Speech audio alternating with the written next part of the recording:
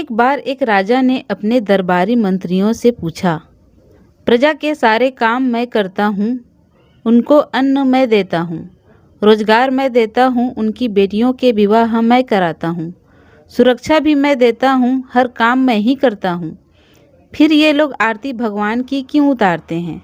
फिर ऐसा कौन सा काम है जो सिर्फ भगवान कर सकता है, मैं नहीं कर सकता?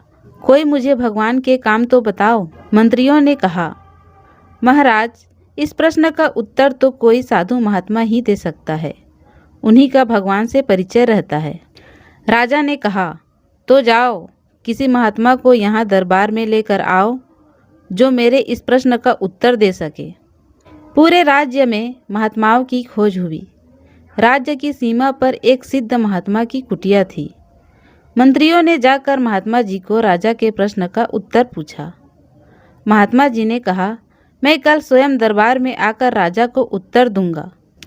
मंत्रियों ने वापस आकर राजा को सूचना दी और कहा, कल महात्मा जी स्वयं दरबार में आकर पधारेंगे और आपके प्रश्न का उत्तर देंगे। अगले दिन महात्मा जी दरबार में पहुंचे और राजा को देखकर 3 बार हाथ उठाकर प्रणाम किया, जैसे कि एक मर्यादा नियम राज दरबार का होता है। राजा ने महात्मा जी से अपना प्रश्न पूछा। महात्मा जी ने कहा, राजन, आपके प्रश्न का उत्तर तो मैं दे दूं, किंतु आपको तो प्रश्न ही पूछना नहीं आ रहा। राजा ने कहा, क्या मतलब? महात्मा जी बोले, मतलब ये है कि जिससे ज्ञान लिया जाता है वो गुरु होता है और गुरु को हमेशा उच्च आसन पर बैठाया जाता है, पर यहाँ तो आप खुद ऊंचे आसन पर बैठे हो, पहले मुझे अपना आसन दो। राजा तो सोच में पड़ गया, बाद में महात्मा आसन से ना उतरा तो? लेकिन मंत्रियों के समझाने पर राजा ने महात्मा जी को अपना आसन दे दिया। राजा बोला, अब बताइए गुरुजी।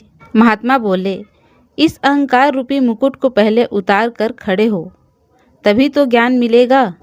राजा ने मुकुट भी उतार कर महात्मा जी को दे दिया।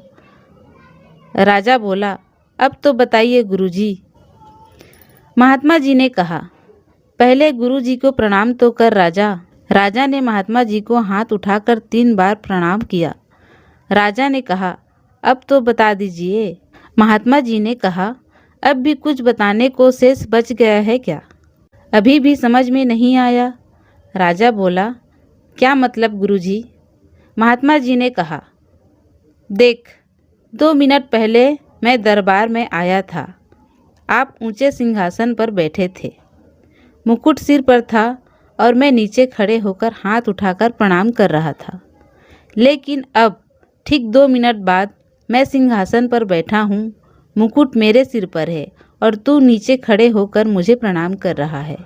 भगवान बस यही करता है, पल में राजा को रंग कर देता है और रंग को राजा कर देता है। ये काम सिर्फ भगवान ही कर सकता है, राजा नहीं। दोस्तों, इस कहानी से हमें यह शिक्षा मिलती है कि मनुष्य कितना भी शक्तिशाली क्यों न हो जाए, वह ईश्वर के समान नहीं बन सकता। राजा प्रजा को अन्न, रोजगार और सुरक्षा दे सकता है, लेकिन भाग्य का निर्णय केवल भगवान ही करते हैं। एक ही क्षण में ईश्वर राजा को रंक और रंग को राजा बना सकते हैं। इसलिए मनुष्य को कभी अहंकार नहीं करना चाहिए। पद, प्रतिष्ठा और वैभव स्थायी नहीं होते। सच्चा ज्ञान तभी प्राप्त होता है जब हम अपने अहंकार का त्याग कर विनम्र बनते हैं और गुरु का सम्मान करते हैं। अंततः जीवन में हमारे साथ केवल हमारे कर्म और संस्कार ही जाते हैं।